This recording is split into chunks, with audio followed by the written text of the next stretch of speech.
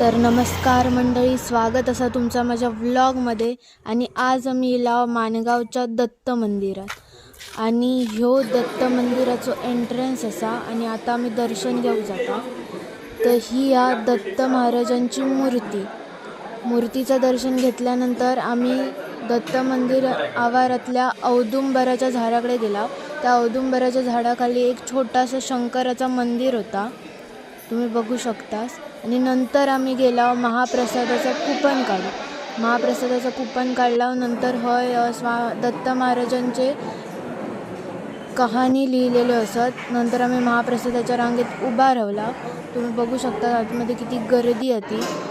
शेवटी आमका महाप्रसाद भेटलो आणि नंतर आम्ही बाहेर पडलो दत्त मंदिरातना. ही बाहेर काय काय स्टॉल लागले आहेत थंय आम्ही जायत होता.